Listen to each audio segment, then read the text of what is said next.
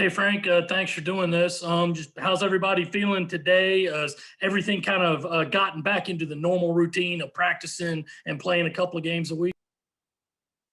Yeah, I think this is 3 weeks in a row now where we're able to do things in a normal way and practice and prepare um, and uh,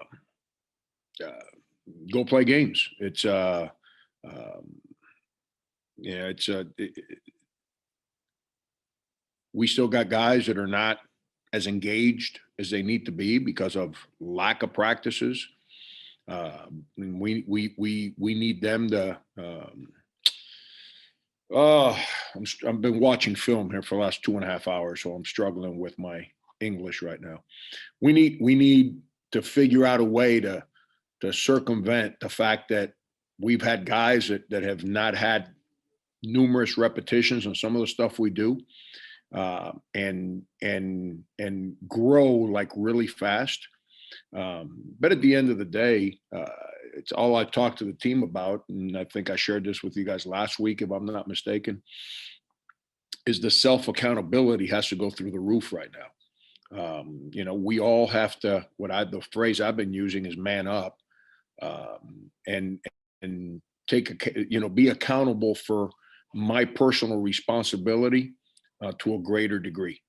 And if we can all do that a little bit better, um, it should try to hide some of our mistakes that come from just lack of repetition, until we can grow into that again. But that's what we're battling right now, Dave. And but 3 weeks in a row means that we should be a little bit better what we're trying to do. Next up is Michael and Nana. Morning, Frank. Wanted to ask you a little bit about, Florida has obviously been through a lot this year from a COVID standpoint too, and losing Keontae a month ago. Just what's your relationship like with Mike White? Have you guys been able to talk at all this season, kind of talking about things you guys have been through, and just what does it mean for, in the big picture, these two teams being able to play a game of SEC basketball with everything, both rosters have been through? Yeah, I haven't sat around to try and compare what we've been through to other people, but obviously I know they were shut down, I think, for a 16, 17-day period back in early November, if I could remember correctly. I could be wrong, but I think that was the time frame. And then obviously the situation with Keontae. Both teams have been through a similar experience. He and I've texted about just trying to keep each other's spirits in the right place, but not in detail as to our journeys or our challenges. Every team's different because people are different. So the personalities on the team determine how you manage crisis and how you manage adversity. And it's not there's not a book that you can go read chapter 3 and tells you how to manage a certain situation, because it's the way Chris Silva manages a situation is completely different to the way Wildens Levesque manages a situation. So but Mike and I have been friends for a long time. His father, Kevin White, was the athletic director at Loras College. When Kevin was the athletic director at Loras College, Mike Windsor was the assistant athletic director, track coach, and he used to be the babysitter for Mike and his brother Danny when they were little kids. And I used to rent an apartment, a bedroom, from Mike Windsor when he was the assistant athletic director at Northeastern, and I was the assistant basketball coach. So Mike and I were real close.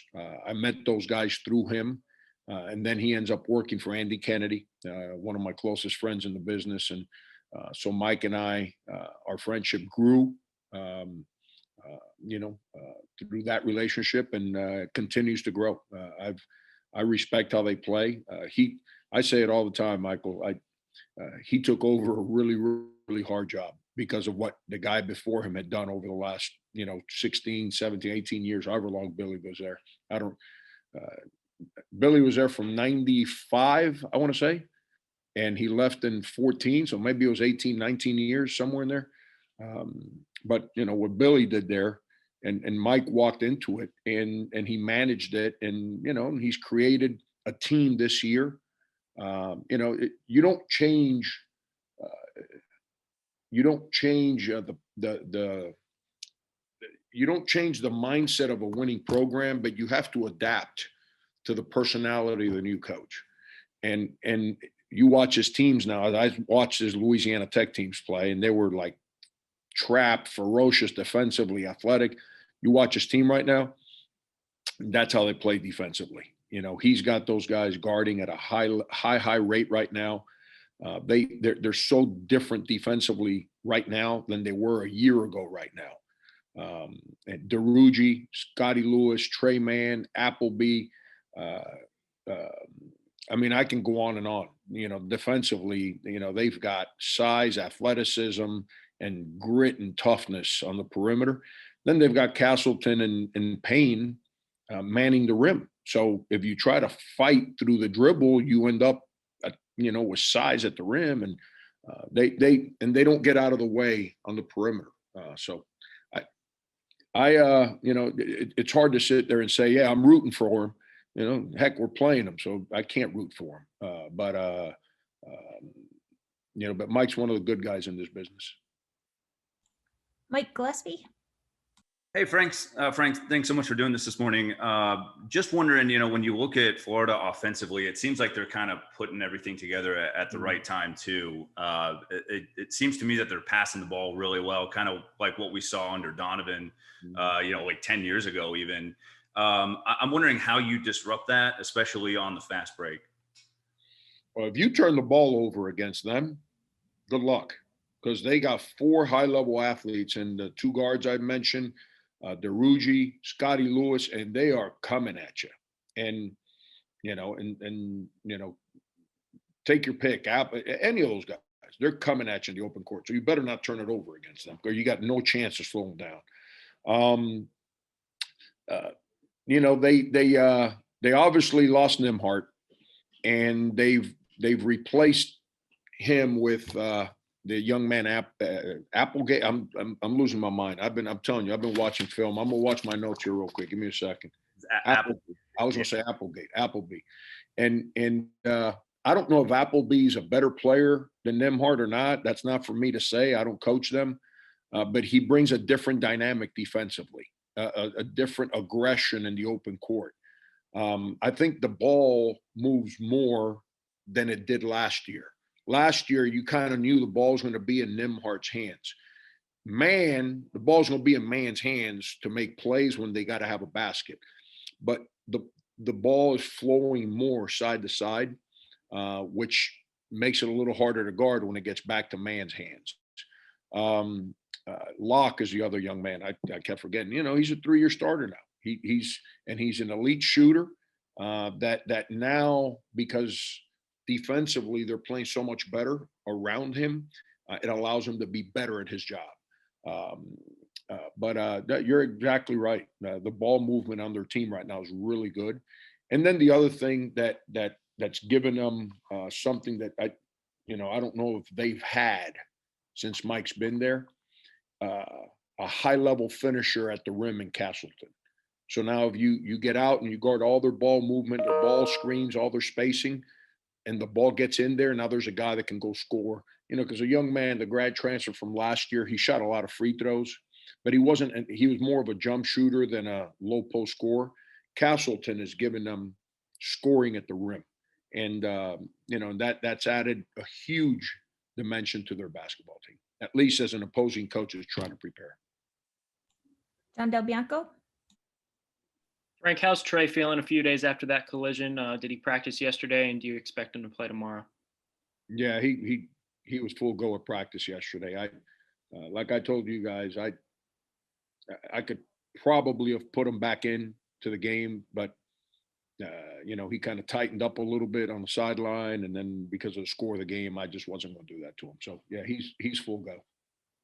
And how impressed have you been with him lately about his on-ball defense and how important that is right now with a few other guards struggling and the defense struggling as a whole?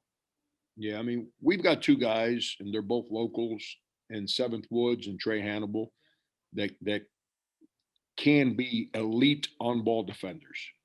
They just, they gotta find the desire to want to go do that every single play, every single day. That's part of their journey, and that's part of my job is to get them, which is what's hard to do without practice. Okay, is to get guys the consistent repetitions. But now we've had 3 weeks of practice, so yes, to your point, I expect Trey to be more consistent with what he's doing on the ball. And Seventh has had real good moments guarding the ball. We've got to get to a place where we are more consistent with our effort on the ball, not just them two, with everybody else. But those two guys could be elite on-ball defenders. Jerry Tipton? Yeah, Frank, Kentucky, I guess this is fairly minor, but they were on a 48-hour pause because of COVID, no game in 8 days. I'm wondering what a coach looks for to tell him that a pause or a disruption like this is having an effect. Jerry, every once in a while, it's not bad to take, in the middle of the season, I'm talking about, take a day off, where you take a deep breath and everyone kind of goes to class, and I go out with my wife for dinner, and, you just kind of separate just for a day to take, you just take a deep breath and realize that life's a little bit nicer than how to guard a ball screen. And then you reconvene and you get going again. But when you have these long pauses, it really, really complicates things. I'm not sure what the rules at Kentucky are for quarantine players, but like I've shared with our media, Jerry, it's at our place, when you're on quarantine, you cannot leave your apartment. You can't work out. If you leave your apartment and you're found on the street going to the store to get something to drink or walking through campus, you get suspended for a semester. And so, our quarantine, and I'm not about isolation. The guys that are in isolation, I don't care what campus you are on, you better stay in your room, because that means you're I've been there. you're what do you call it? You can contaminate people, so you got to stay away from people. But the quarantine guys, I've got friends in the business that when they've had pauses, they allow the quarantine guys to come get a lift with the strength coach and then go in the gym in groups of 1 or 2, like with their roommates, and shoot balls. We're not allowed to do that here. So I'm not sure what Cal's been able to do or not to do, but it makes it hard. It makes it hard to go from 8 days laying on a bed, watching TV, reading the internet, and all of a sudden get up and 2 days of practice and let's go play another SEC school. And it's okay. It's, but it goes hand in hand with today's society, Jerry. Everyone thinks that it's okay to collect a salary, but don't work. Everyone thinks that practice is a waste of time. And so, it's I would hope that the teams that go through this, the one thing they appreciate, the players I'm talking about, is how important practice is to give you a chance to have success as a player. Anytime you go through this, I think that's my take. It reinforces to me that you have to practice to have a chance to play well. And, but I don't know. I don't know if I answered your question, Jerry, but just try to give you a little perspective there. Thank you. And I wanted to ask you, they play Missouri tomorrow. I'm wondering about Jeremiah Tillman. How would you appraise him as a big man in the SEC? Yeah, having a monster year. And when I watch him play and compare him through his career, he's been impacted by Conzo Martin. I mean, he's playing at a high level right now.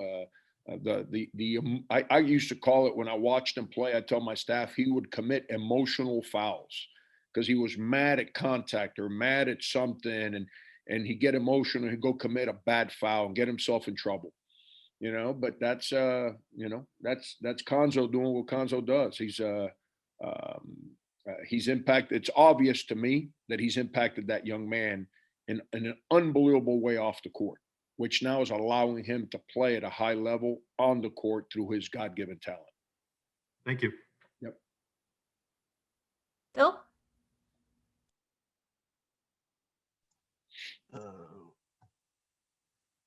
Hello. Oh, there you go. Frank, Couisnard shooting has been really off of late. Is it something fundamentally, something from a confidence standpoint that's affecting his stroke? Nice hat, by the way. I've become a hat guy. Yeah, nice hat. I like that hat. Phil, if I had that hat, I'd be in Key West right now. Just so you know. Just so you know what I would be doing. Yeah. But it's a good beach hat. Yeah, like are you kidding me? There's this great little bar in Key West right now, this moment that you were sitting at, that have a local bar playing live music. I'd have that hat on with a Tommy Bahama shirt, pair of flip flops. I don't drink anymore, but man, I'd be happy as heck. You thinking about retiring? If you can guarantee me a good paying job in Key West, I'm in. No, it's but now to answer your question, yeah, it's the games where he's had good shooting games, we fared well, and I think we've won. In the games that he has struggled making shots, we haven't been good enough to win. And he's not taking bad shots. He's trying to become a better scorer when he gets in the paint. It's not one of his strengths in high school. It's not one of his strengths right now. If you hit the rewind button and you remember Sindarius Thornwell when he first got here, you probably remember him going through some of the same struggles of being able to make shots consistently. And Jermaine's a sophomore, and he's taken on a lot of responsibility last year and this year as a freshman and sophomore. And he fights for what I believe in. So I got to stay in his corner as he's battling to grow as a player and make some shots. But if he's going to be 2 for 15, I went through this with a guy named Jacob Pullen at K-State. I went through it with Sindarius here. This is not something new to me. If he was a lazy, selfish player, I wouldn't let him take 15 shots if he's only going to make 2. But he's not. He's a team guy. He brings courage. He brings personality. He brings a winning spirit. So it's my job to stay in his corner and keep helping him. And hopefully, for my health, my hair, my ability to get to Key West one day and enjoy what I was telling you, we need him to maybe not go 2 for 15, but maybe 9 for 15. And then it gives us a much better chance to win. Rick Henry?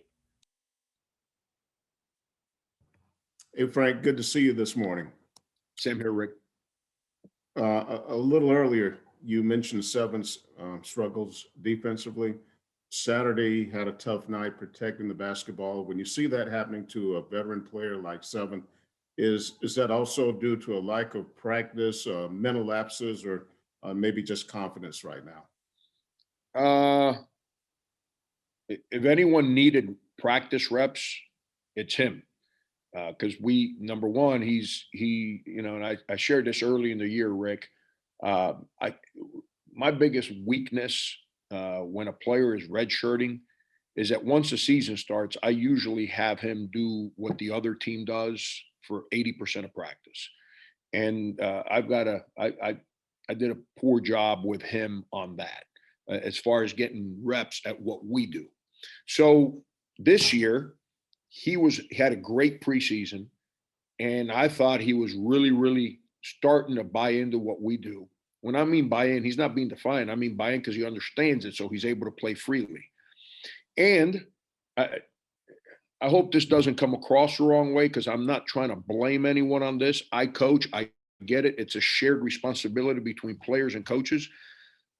But when I used to watch him at North Carolina, he'd make a mistake and he'd get pulled.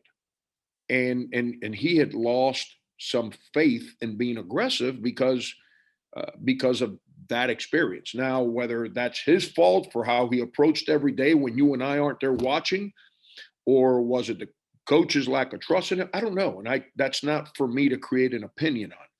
But now that he's here, if I were to take him out when he has a turnover, he's going to go back into a shell. I can't do that. Defensively, he's got real good moments that he makes winning plays, charges taken, loose balls created. He comes up with steals on our basketball team, and good steals, not the steals where he's trying to pad his stats by going for plays that are selfish moments. He's starting to play more aggressive offensively, which is something that I've been pushing him to do because he's got that in him. But the turnovers are a problem.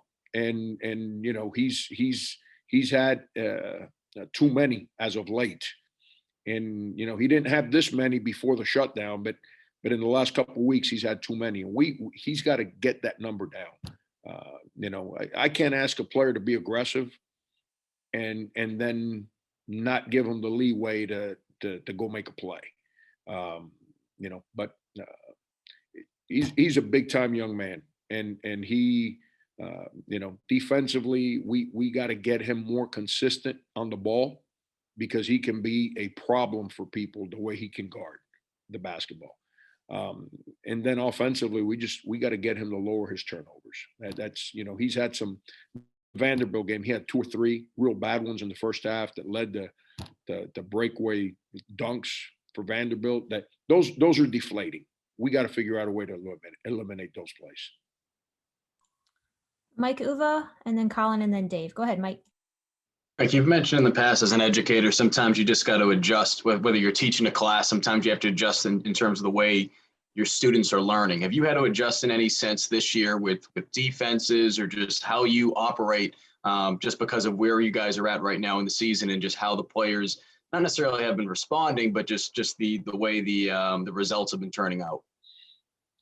Yeah, one of the reasons, you know, I've spent 9 years trying to explain to everybody who I am on the sideline during the course of a game, and you know, is because we spend countless hours in film and in practice going over stuff. And then when people, you put them on the stage and they freeze, or they break your structure down to go do their own thing, that's a teaching moment to make them understand this is not about you, man. It never has and never will be. It's not about me. It never has, it never will be. It's about us. And we all have a job to do when the lights are on, so to give us a chance to win.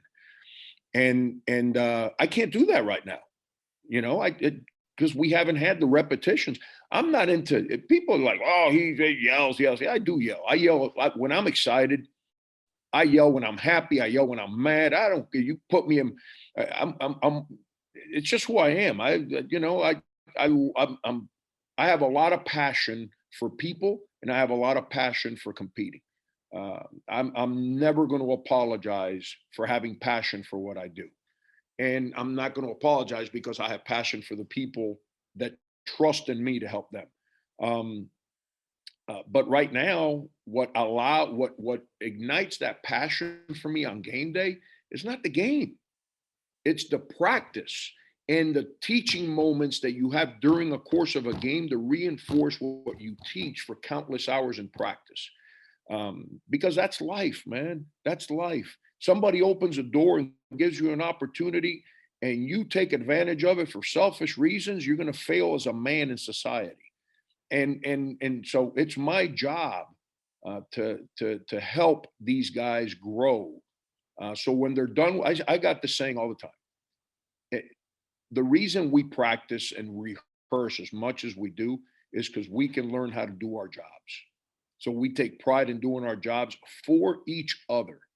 Well, as a man, you know, you don't get vacation from being a man. those responsibilities keep getting bigger and deeper the older you get.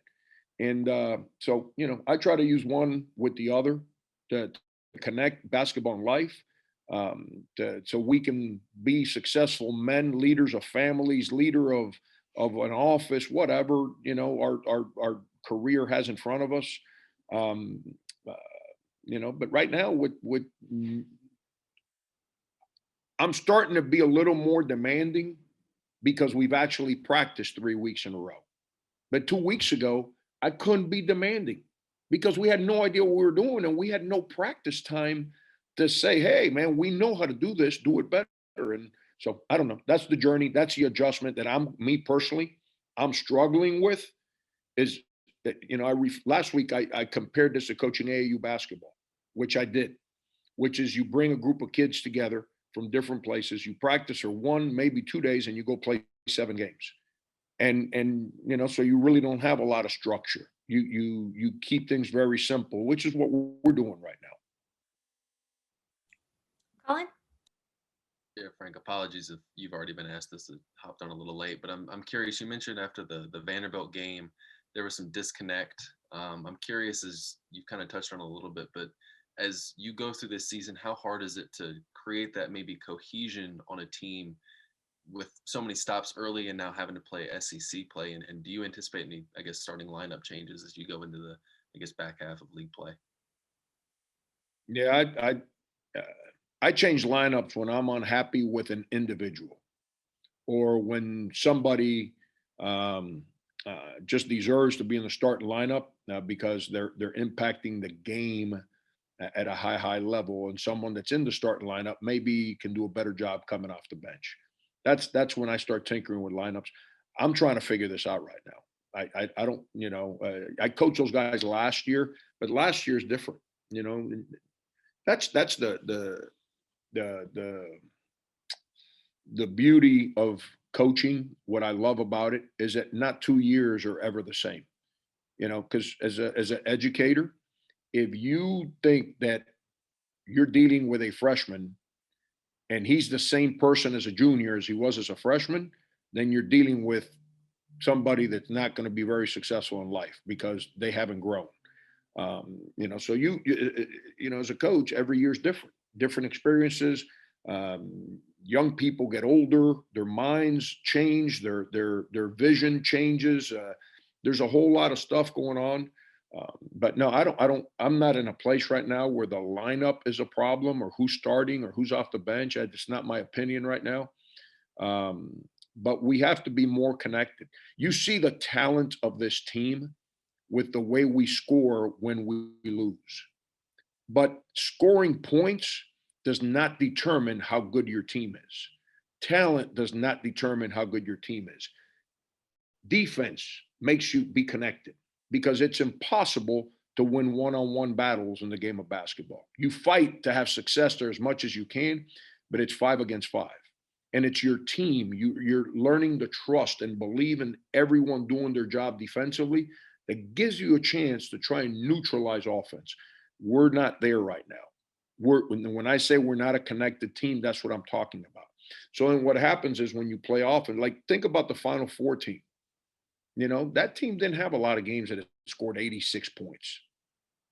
But we were really connected defensively, which then means on offense, guys don't do too much because they're not trying to overcome bad defensive moments. So guys all play for each other rather than showcase their talent.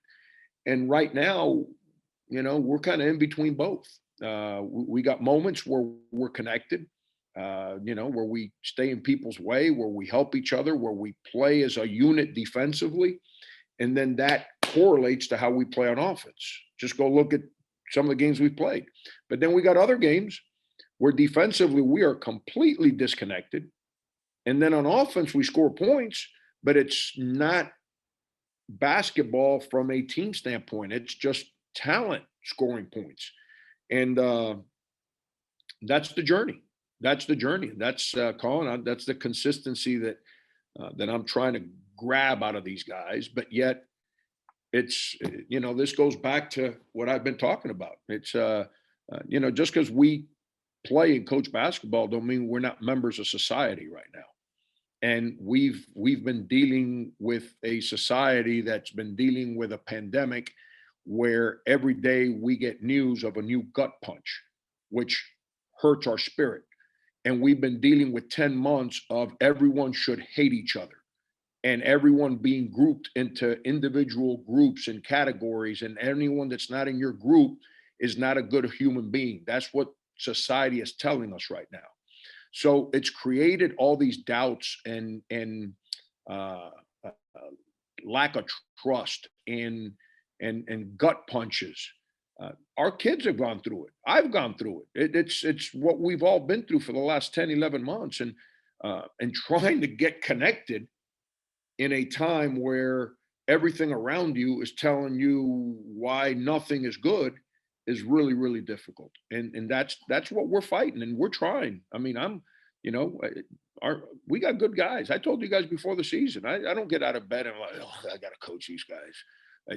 I've had those moments. Not this year, but the difficulty of this year is trying to get our guys to trust. And you don't trust because you like people. You trust because people do their jobs. And because they do their jobs, you tend to respect. And then you start connecting because you learn how to depend on each other. And that's what we're fighting to do right now. Sorry for the long answer. I We'll appreciate go it. one more for Frank. Dave, go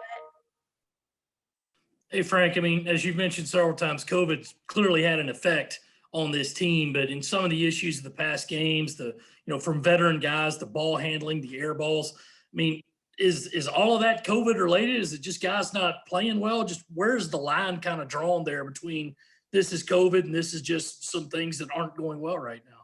Yeah, it's that being playing for each other. It gets back to that, and the games that we've defended halfway decent and we played for each other on offense, we don't have turnovers and we don't have air balls because we're not trying to do things on our own. We're doing everything connected as a team. Dave, I'm not going to sit here and tell you that I'm this wizard basketball coach from a drawing up ball plays, but I feel pretty comfortable that you give me film and you give me a clipboard and I'm going to run a ball play that's going to create the opportunity for the guy on our team to shoot a ball. And, all you have to do is go through my head coaching history. The leading scorer in the history of K-State played for me for 4 years. And Senderis is what, two or three at this school?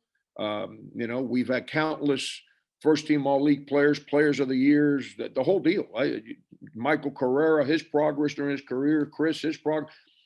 I feel pretty comfortable that you give me film and you give me a clipboard, I'm going to draw up a ball play and teach it to the players that we can run. And it's going to put that player in a place where he can go get a basket. Right now, we got moments where I sit on the bench and I'm helpless because we can't, our lack of being connected doesn't allow us to then run a play where 5 guys on the court have the timing or the understanding to be able to run a play.